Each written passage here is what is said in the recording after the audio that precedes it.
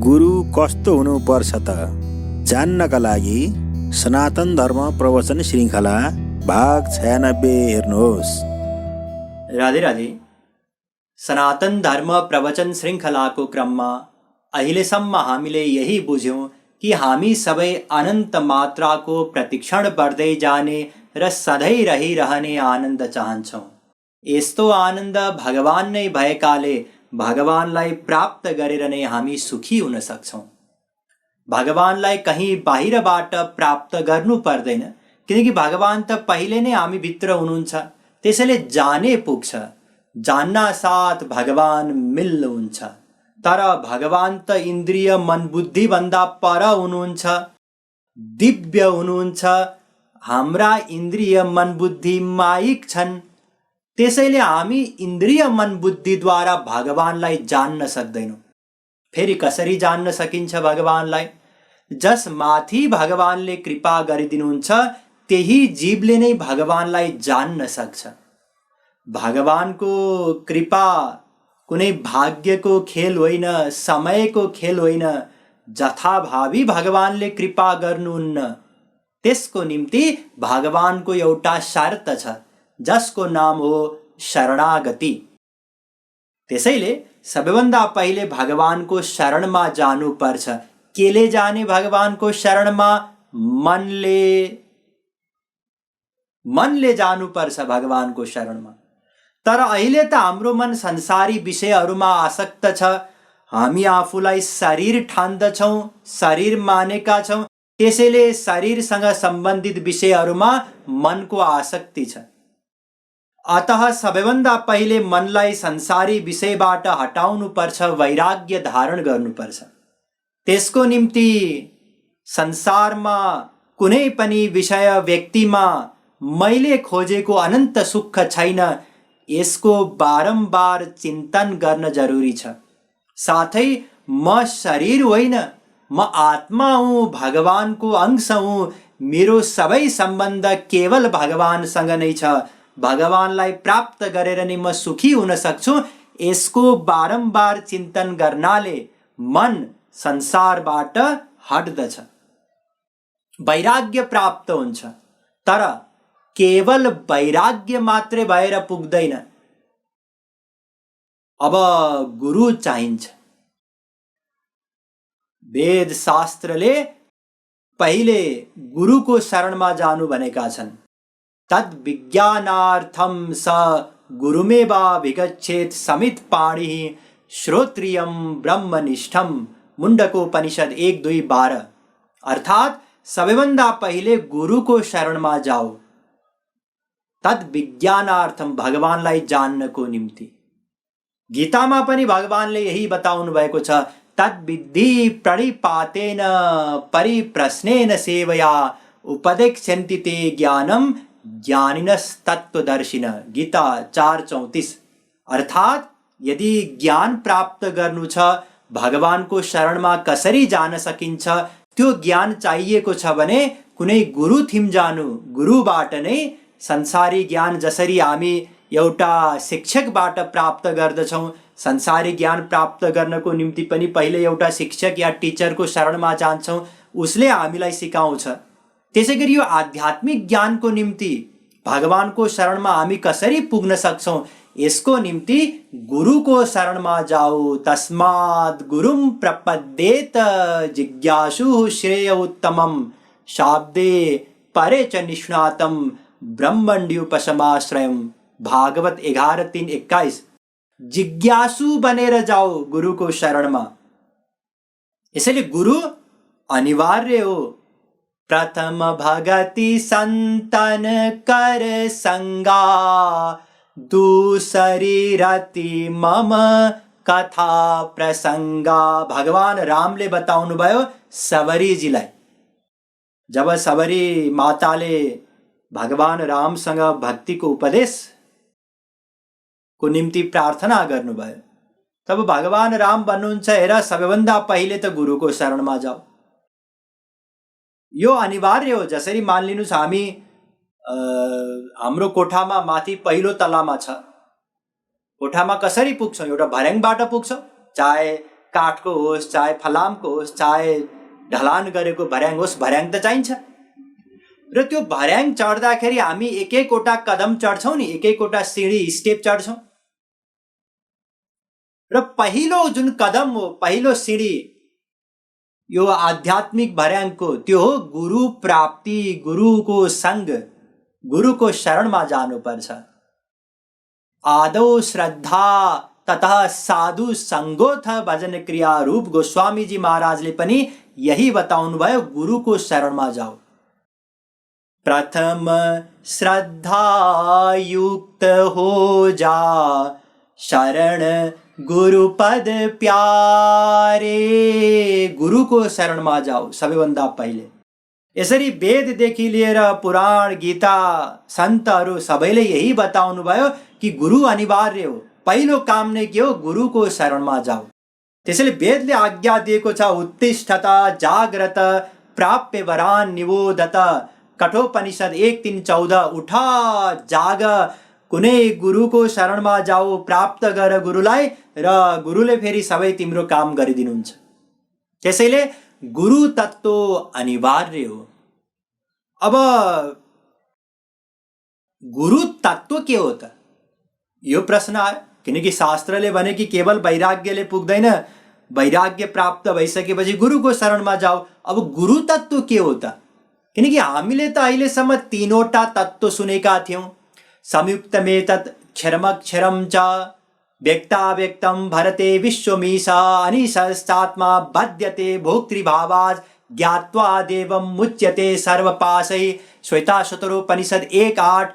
क्षरं प्रधानममृताक्षरं हर, क्षरात्माना विशते देव एका, तस्याविध्यानाद् योजना तत्त्वभावात् भूयश्चान्ते विश्वमाया निवृत्तिः।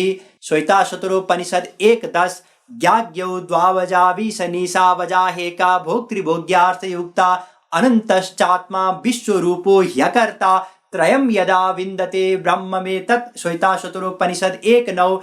एतज् ज्ञेयं नित्यमेवात्मसंस्थं, नातः परं वेदितव्यं हि किञ्चित्, भोक्ता भोग्यं प्रेरितारं च मत्वा, सर्वं प्रोक्तं त्रिविधं ब्रह्ममेतत्। श्वेताशतरोपनिषद 1:12। यी सबै वेद मन्त्रहरूले यही बताए कि तीनवटा तत्त्व हुन्छन्। एउटा चेतन जीवात्मा, हामी जो भोक्ता हो। अर्को यो सम्पूर्ण संसार माया तत्त्व, जड तत्त्व जुन भोग्य हो। र अर्को यी दुवै माथि शासन गर्नेवाला प्रेरक भगवान ब्रह्म श्रीकृष्ण। तीनवटा तत्त्व छन्। अब यो गुरु तत्त्व के हो त? यो त नौलो कुरा सुन्यौँ हामीले। अहिलेसम्म ब्रह्म सुनेका थियौँ, जीव सुनेका थियौँ, माया सुनेका थियौँ, तीनवटा तत्त्व। अब यो गुरु तत्त्व के हो? यसको समाधान गरौँ। हेर्नुहोस्, शास्त्रमा यो जुन जीवात्मा हो, आत्मा, आत्मालाई पुरुष भनिएको छ। त्यसै गरी परमात्मा या भगवानलाई परम पुरुष भनिएको छ, उत्तम पुरुष भनिएको छ। द्वाविमौ पुरुषौ लोके क्षरश्चाक्षर एव च, क्षरः सर्वाणि भूतानि कूटस्थोऽक्षर उच्यते, उत्तमः पुरुषस्त्वन्यः परमात्मेत्युदाहृतः। गीता 15:16, 15:17। अर्थात् जीवात्मा के हो? पुरुष हो। भगवान परम पुरुष हुनुहुन्छ। र त्यो परम पुरुषलाई जुन पुरुषले प्राप्त गर्दछ त्यसलाई भनिन्छ महापुरुष। त्यो परमात्मालाई जुन आत्माले प्राप्त गर्दछ त्यसलाई भनिन्छ महात्मा। सन्त, महापुरुष अनेक पर्यायवाची शब्दहरू छन्। यो त भयो महापुरुष। महापुरुष भन्नाले जुन जीवात्माले भगवानलाई प्राप्त गर्यो त्यो। अब गुरु कसलाई भनिन्छ? हेर्नुहोस्, यस्ता महापुरुषहरू अनेकौं हुन सक्नुहुन्छ।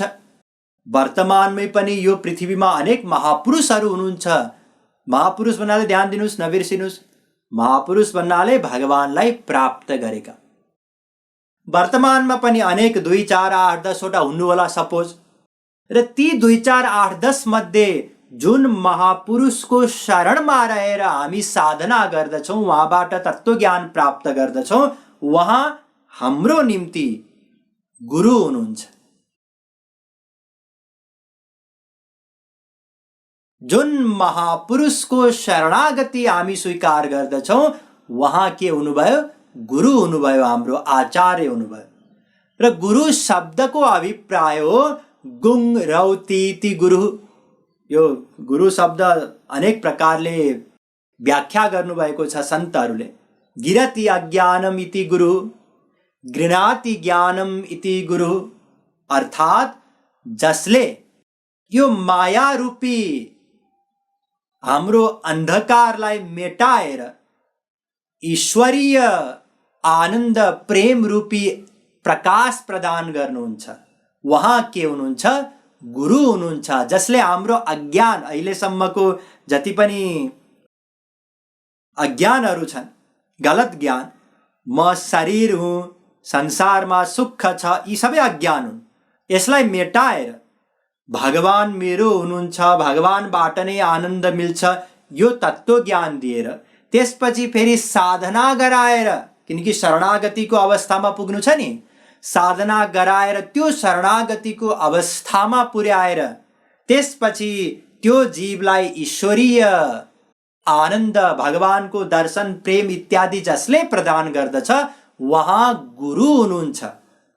वेदले यही त बताएको छ, आचार्यवान पुरुषो हि वेद, छान्दोग्योपनिषद 6:14-2। अर्थात् त्यस्तो गुरुको शरणमा गएर नै ज्ञान प्राप्त गर। जबरजस्ती आफैले शास्त्र वेद नपढ। किन? किनकि वेद शास्त्रमा परोक्षवाद छ, शब्दको अर्थ अर्कै छ, वास्तविक अर्थ अर्कै छ। वेद शास्त्रमा परस्पर विरोधी सिद्धान्तहरू छन्। वेद शास्त्र दिव्य हुन्, हामी माइक बुद्धिद्वारा जान्न बुझ्न सक्दैनौँ।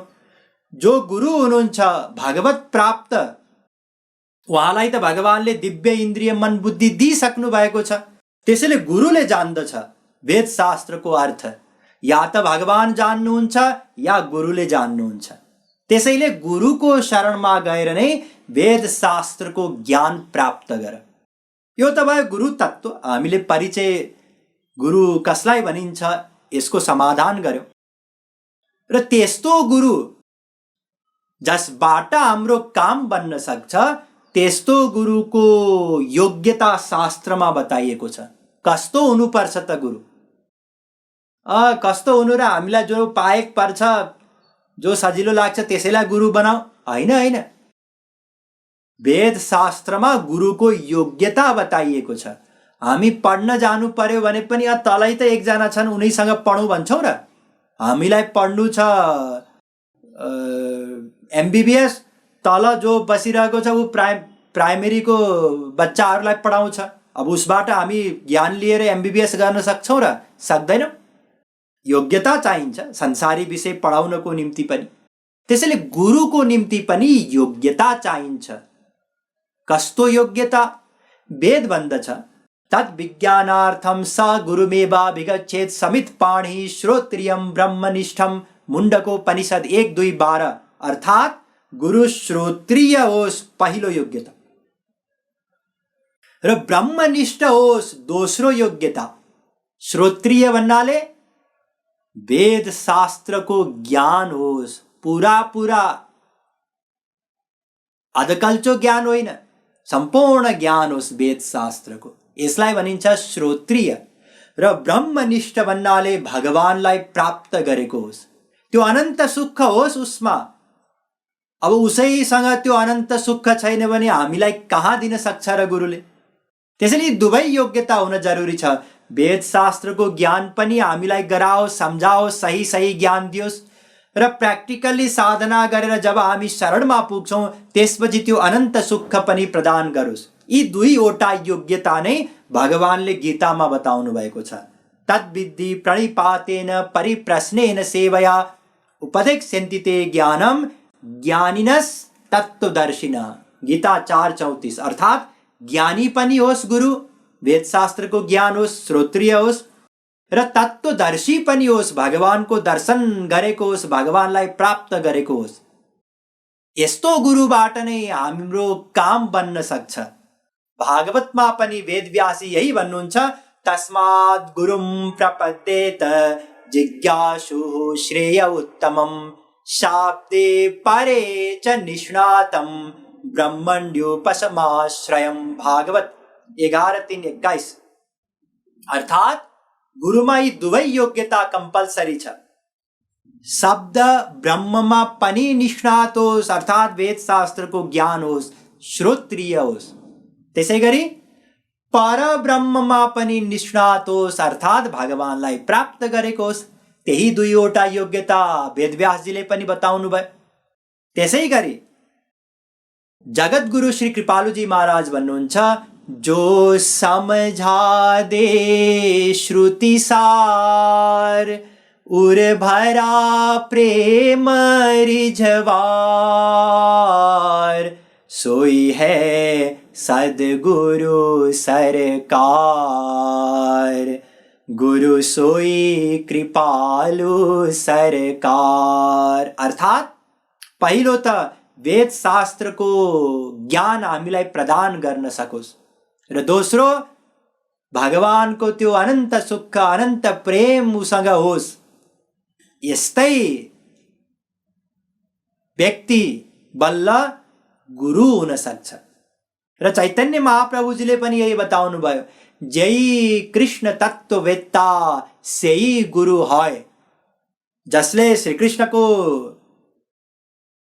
तत्त्व, श्रीकृष्ण तत्त्वलाई जानेको छ, प्राप्त गरेको छ, उही गुरु हुन सक्छ।